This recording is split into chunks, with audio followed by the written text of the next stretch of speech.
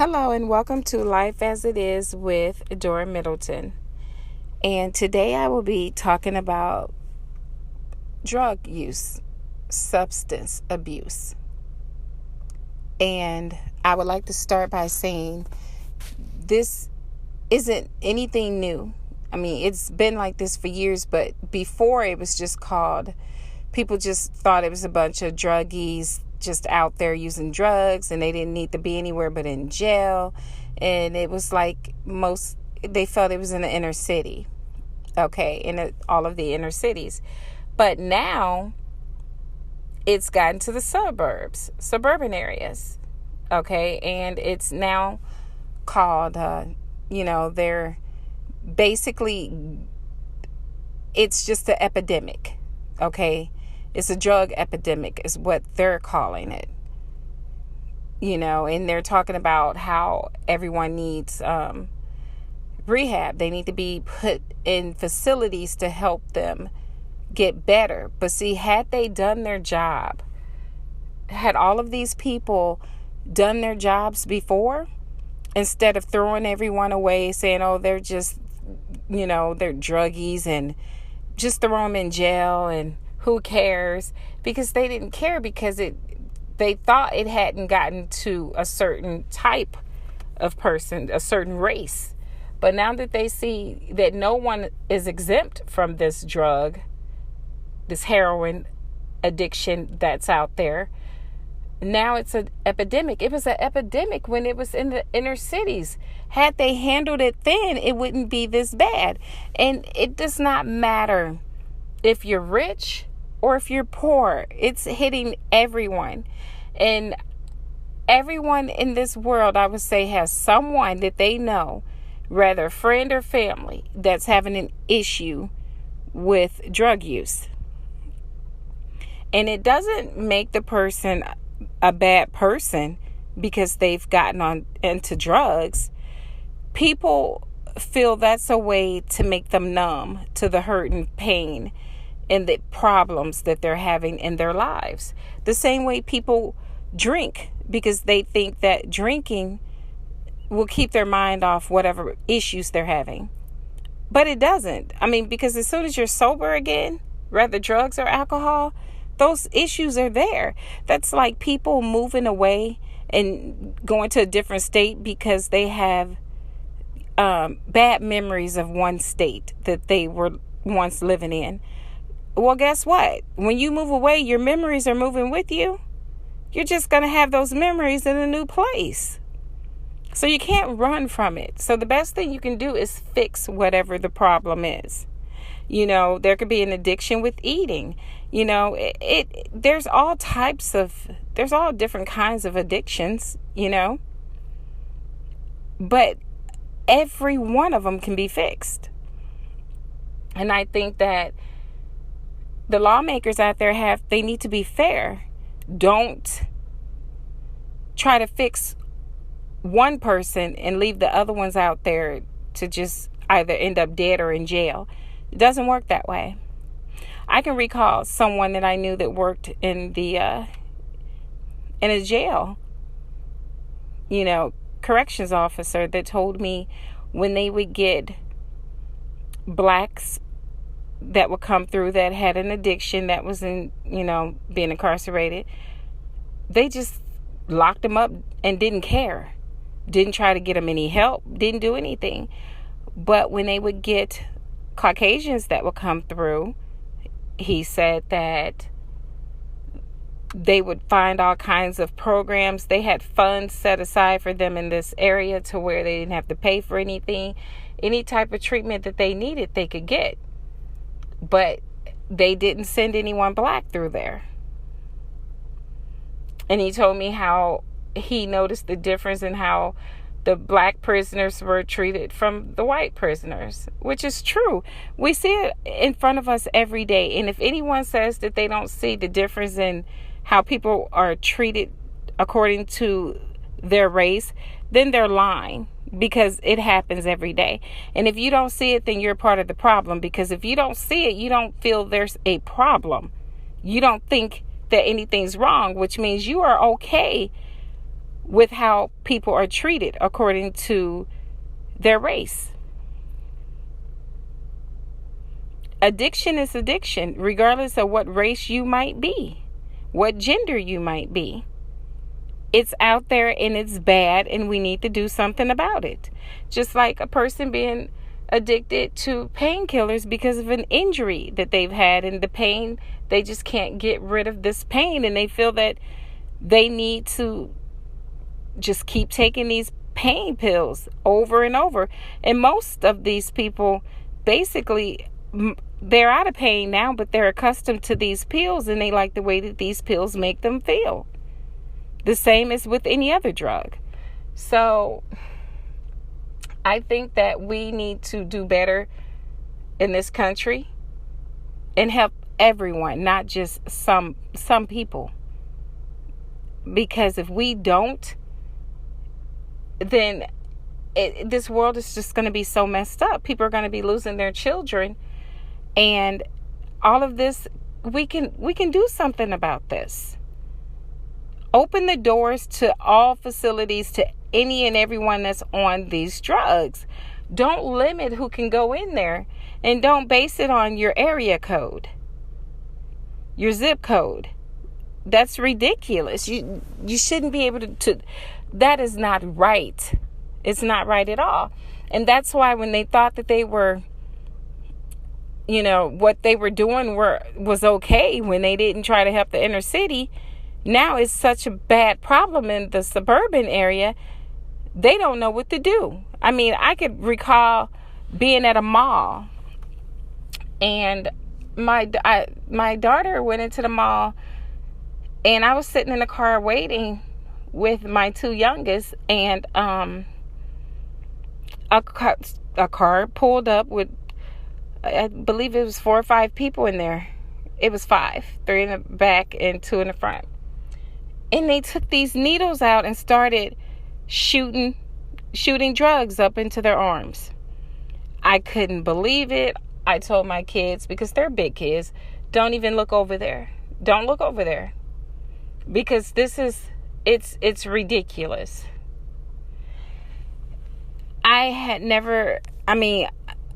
In places you would never think that you would see needles on the ground, you've seen them. And where's this? And this is a suburban area. I live in a suburban area, predominantly white, if I'm going to be honest. Okay? And this is what you see. And when they were finished with their needles, because I can look right into the car, because one had the car door open, they all put the needles in the inside of their doors. People aren't careful with their drug use. There's a chance of hepatitis, or all different types of drugs, diseases out there that these drugs can cause a person to catch. And if you're stepping on dirty needles that people might drop out of their cars, I mean, it's sad. I don't look down on anyone that has any type of drug problem. I feel sorry for them, and I pray every day that they get help and that they don't allow drugs to kill them, because it's not getting any better. And I really believe that most people that's on drugs, they want help. They just don't know how to accept the help.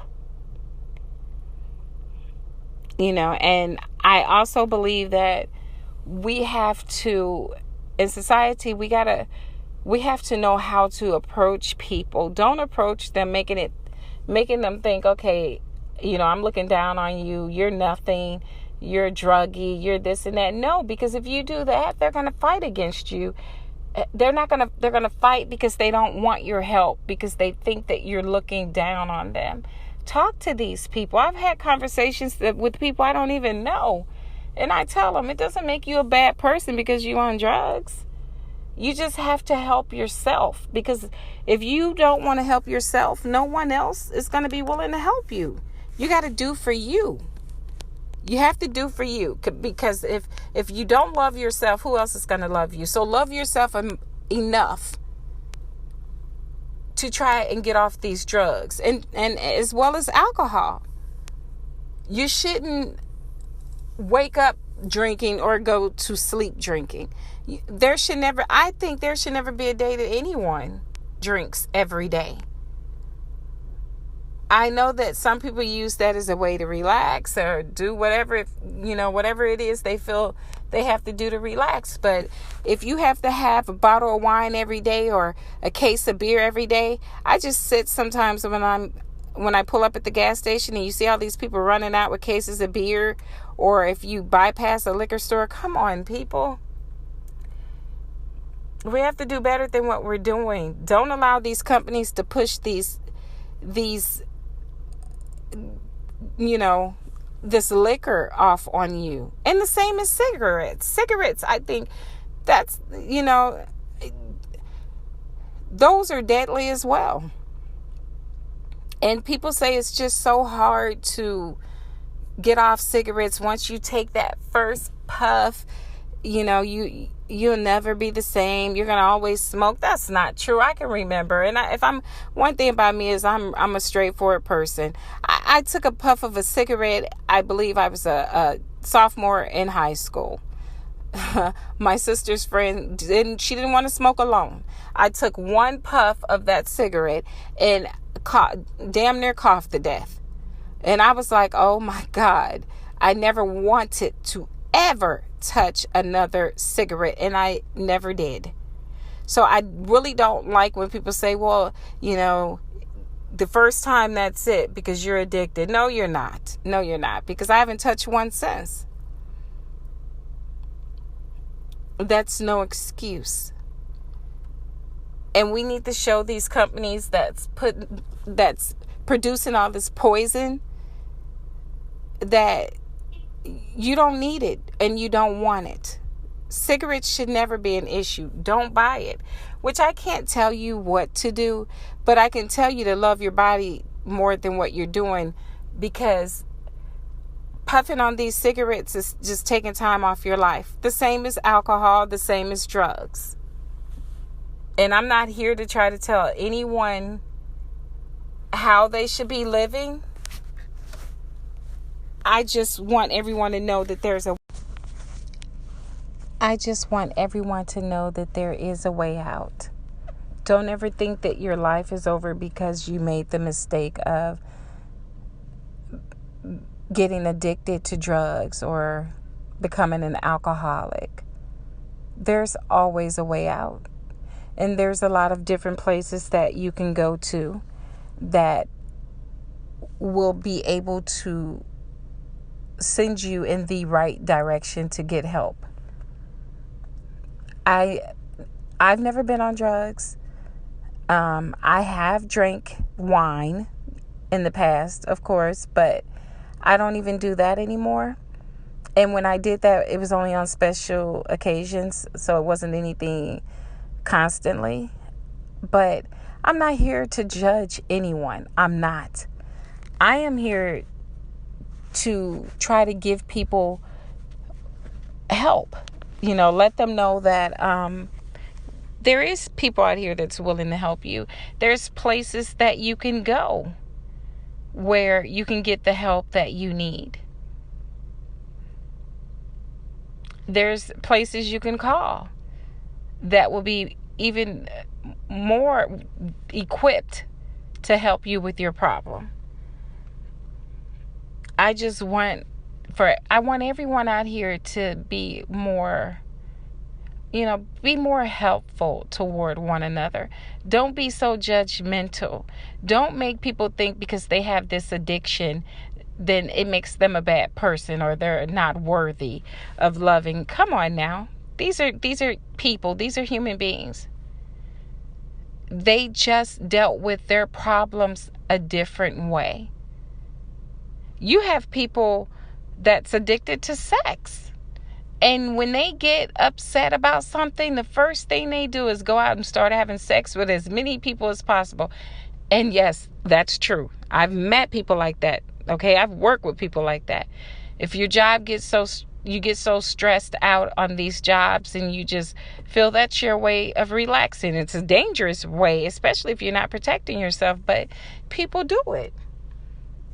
That's why I'm saying we can't judge anyone. Everyone has Everyone is going through something. No matter how happy people seem to be, there's always something going on in their lives. No one is just so gung-ho, just so happy that everything is perfect. Life isn't perfect. I mean, there's some that may have money to where they never have to struggle again, but those people are more depressed than anyone else. So don't think that everyone doesn't have something that they're not pleased about in their life, because there's something. No matter who you are, there is something that you're not pleased about. So let's not judge anyone. So if you know someone that's in your family or any friends or your partner, your husband, your wife, whomever, if they have an addiction problem, get them help. Don't judge them. Don't make them feel like they're less than you. Don't make them feel like no one cares. Lend them a hand. Because I think right now in society, people have turned so cold-hearted, they don't care about anyone. They don't care about kids. They barely care about themselves. It's like everyone is so hateful at this point of time in life because of all the disgusting things that's going on in the world, to where no one cares anymore. And we need to change that. People need to start caring about others more. Let everyone, I can recall being in a store where someone ran out of money and they couldn't pay for their whole order. I asked her if I could pay for it, and I paid for it. And I went on with my day. Okay? And I can recall being in line one day, and the woman in front of me, because we were all waiting to pay, she paid for her stuff, and then she told the lady, hey, go ahead and put this $20 on her stuff. And I was like, oh, okay. Me being me, I was like, no, that's okay. You can give it to someone else. I'm okay. Because I felt, well, to me, I didn't need it, so I shouldn't take it. Maybe someone else in the line needed it, but she insisted on me taking it. So I finally accepted it, and she said, just pay it forward, which that's exactly what I do. I will do that. If I'm anywhere and someone does not have the money to pay for something and I have it on me, I will pay. I don't turn anyone down, because you never know when you might need someone. And trust me when I say you will be blessed. And I don't want to miss out on any of God's blessings for me. He says it's better to give than to receive. So I don't mind helping people. We all should do that sometimes, because you don't know what people might be going through. Just because they keep a smile on their faces. I can recall being so stressed out when I get home from work, but no one would know it, because I keep this smile on my face. And because you're suppressing how you really feel, because you want everybody to think, oh, your day is just going so well. You really don't want anyone to know. And I know we're all like that. A person may ask you, how are you doing? You'll say, oh, I'm fine. I'm doing well. When you know all day long you're not. But you are okay pretending. Okay, so we're not doing anything different than what these other people that's having an issue with substance abuse. We're hiding how we really feel. We might not use drugs or alcohol to deal with our issues, but we're still suppressing, the issues we're having. Rather, you're just so exhausted from being overworked at your job, or you're so frustrated because you feel like you don't get a break. You're always taking care of home. Whatever the case may be, everyone has problems. And that's why we all need to start trying to help one another instead of judging one another, and just see how this world would change. But until we do that, it's always going to be in an uproar. Everyone's always going to have frowns on their faces, hatred. It's like everyone hates everyone right now. And that's not cool at all. Okay, I need to take a brief break, and I will be right back. Hello, and welcome back to Life as It Is with me, Dora Middleton.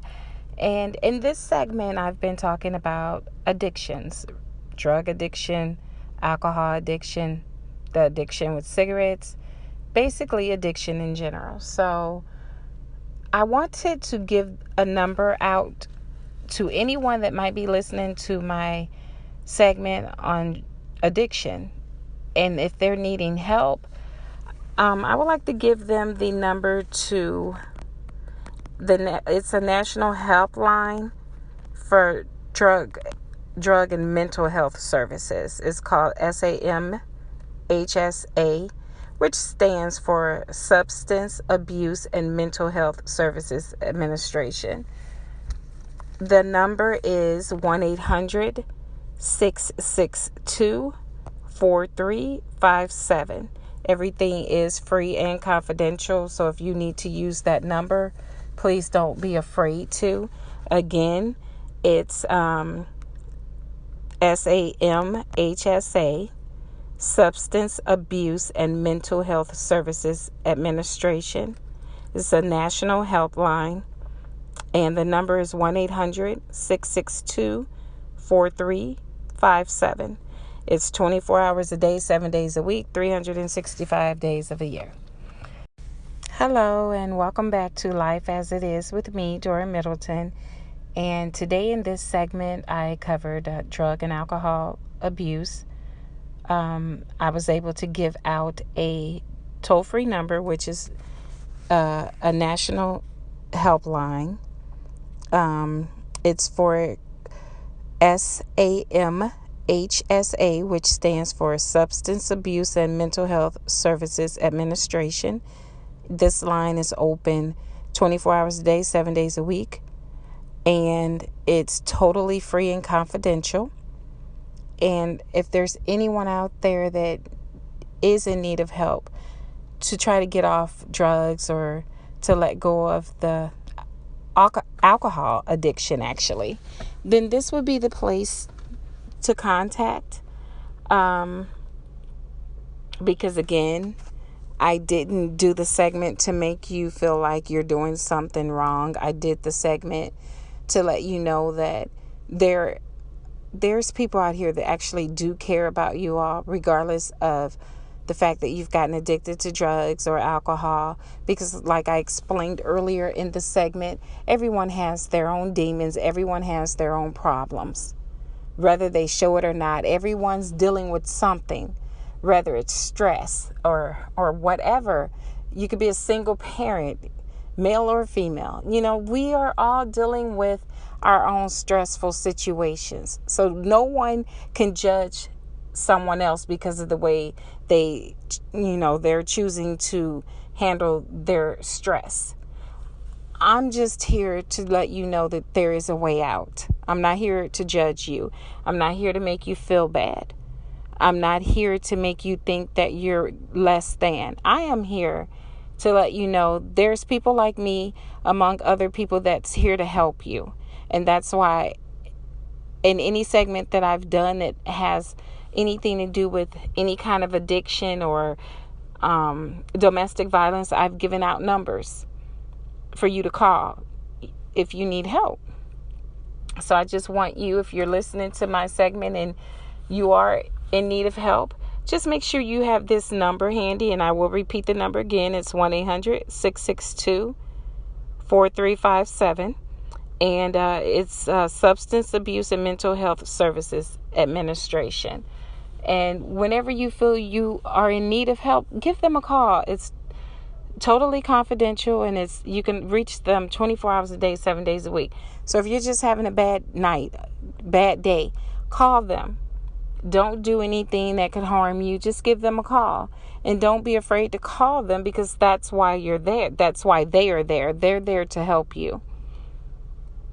So I really do hope that you all have enjoyed this segment about addiction. Again, if there's anything else you would like to say, feel free to leave me a message, because you can do that too, and I do read them all. And let me know if there's something that I haven't talked about that you want me to talk about. Okay? But until next time, I would like to thank you all for joining me, Dora Middleton, with my podcast, Life as It Is with Me. And I will be talking to you later. Take care.